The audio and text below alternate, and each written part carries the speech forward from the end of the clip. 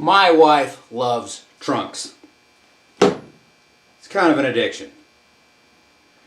This is just your standard pine-lined, heavy cardboard steamer trunk. It happens to be a shallow one. You got 8 1/4 the inside depth, just over 12 overall. In a house that's completely full of trunks, I had to come up with a new idea, and I thought, could you turn a trunk into a cupboard? Basically, hang it on the wall, so to speak, and then you could open it up and there'd be, I don't know, wine glasses or whatever you want. So this is what I've done. You've got these 2 wooden bars which once held the inside shelf area. And I've cut these boards. Dad, are you even going to glue them into place? Nope. They fit in behind those bars.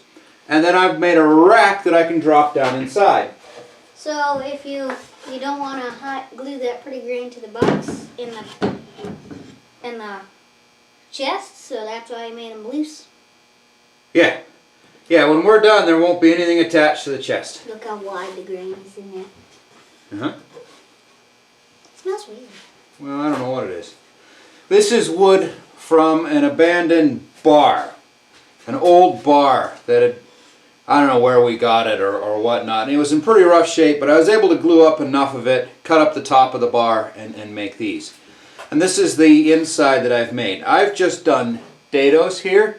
I didn't film making this because, let's face it, if you've got the equipment to cut dados, you already know how to do it. If you don't have the equipment to cut dados, you're going to flush nail. Both ways will be just fine. I happen to do this. So now, buddy, we've got to decide what way would we open the trunk. So if it was on the wall, what way do we want to open it? See, one of the, I don't know if you call it geniuses, but one of the, This way. so kind of like the way it is? Okay. One of the nice ways about what I've done here is you should just be able to, the only thing you're going to screw to these 2 panels. Because these 2 panels are locked behind these wooden shelf boards, your thing will essentially float inside the case itself.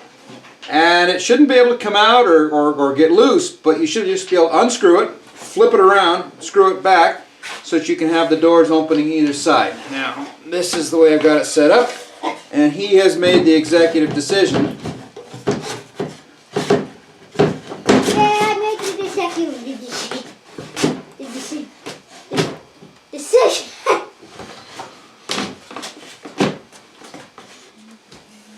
Now, what I've noticed is, you know, these really aren't cupboard hinges, so the trunk is bowing slightly.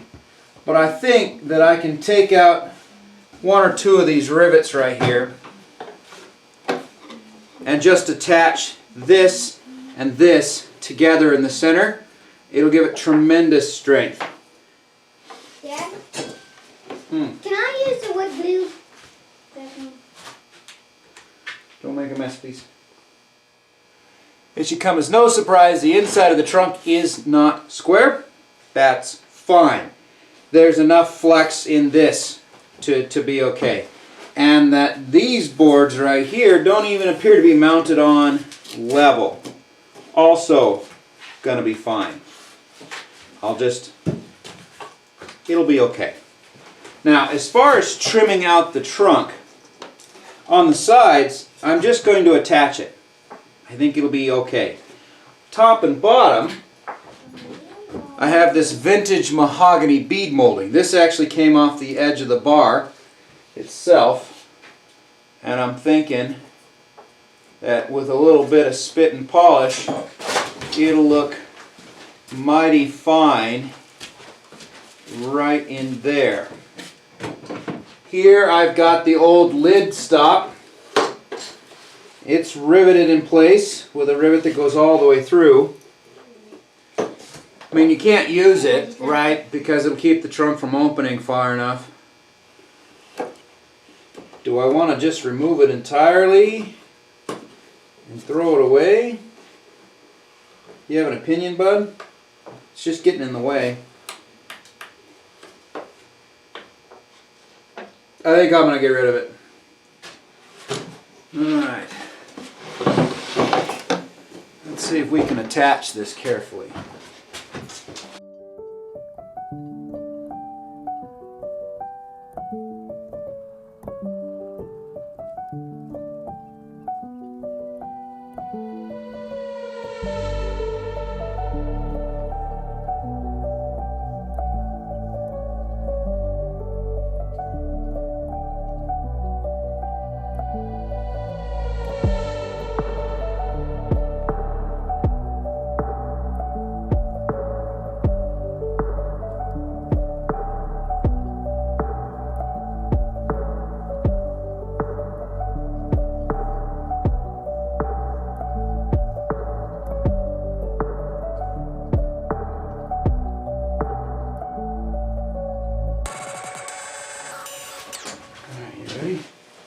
Is it still open?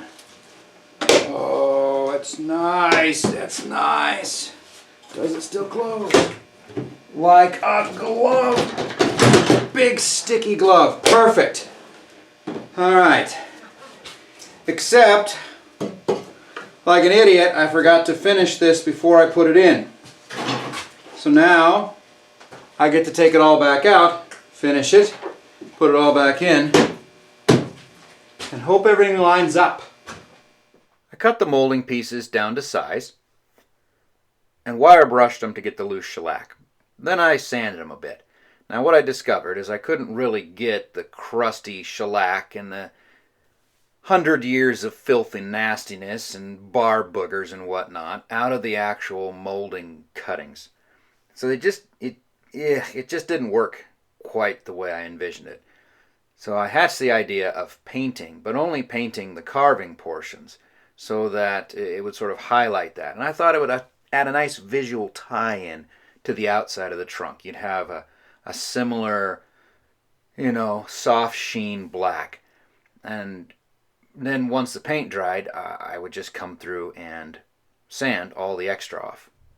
Worked great.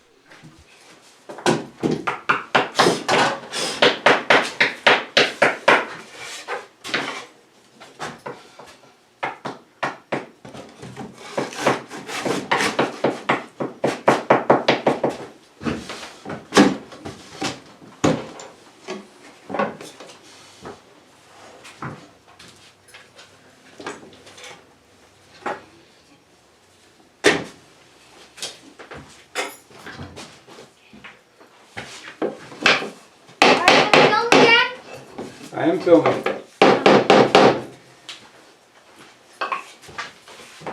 Is the cutting with the squirrel saw ruining it? I'll just have to dub over the top. It'll be fine.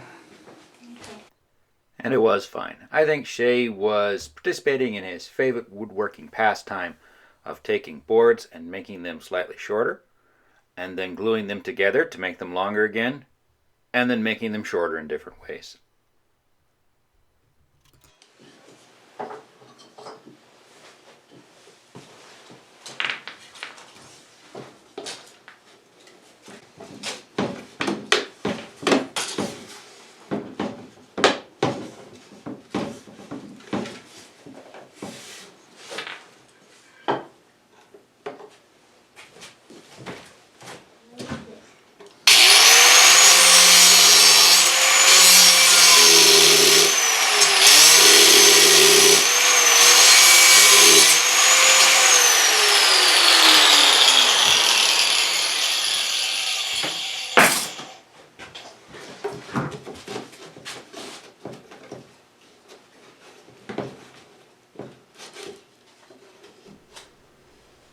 After a little bit of adjustment and fiddling, it was time to attach the shelf rack to those floating boards. So I'm not screwing into the wood of the chest itself. Remember, behind that is that board that fit behind or under, I should say, the shelf bracket.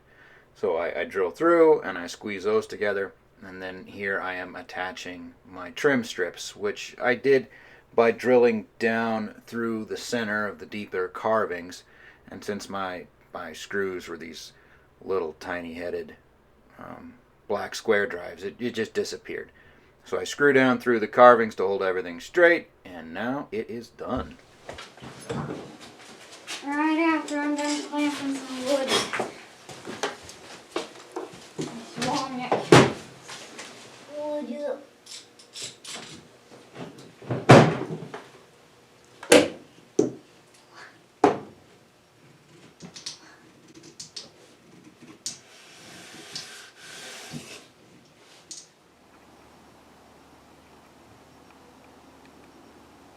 Alright, so I don't really have a spot for it in the house. She's going to have to wait for the house that we're building. But I do believe she'll love it. Like I said, it was a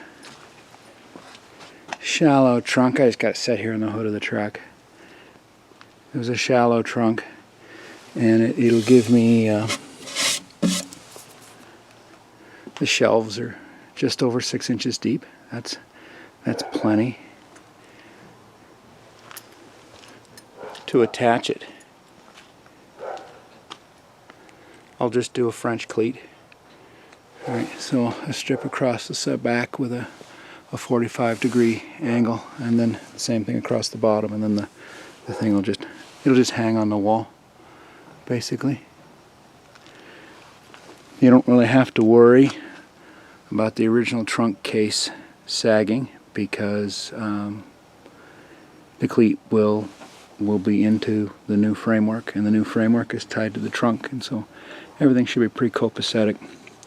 I had experimented with the idea of putting shelving across here to make use of the space in the lid, and I still might, but I know that those hinges are just, they don't have any real strength, so you don't want to put a lot of weight out there, because those hinges are just not going to take it. Granted, it won't spend much time wide open like this, but yeah, I dig it. She's going to love the hell out of it. Very nice. Anybody can do this. Turn those old steamer trunks into shelving units, display cases, something like that. I don't think I would do it with a super deep one, but with these shallow ones, I think it worked great. Look at that. 5:22 on Christmas Eve. I didn't cut that one short at all. Thanks for watching.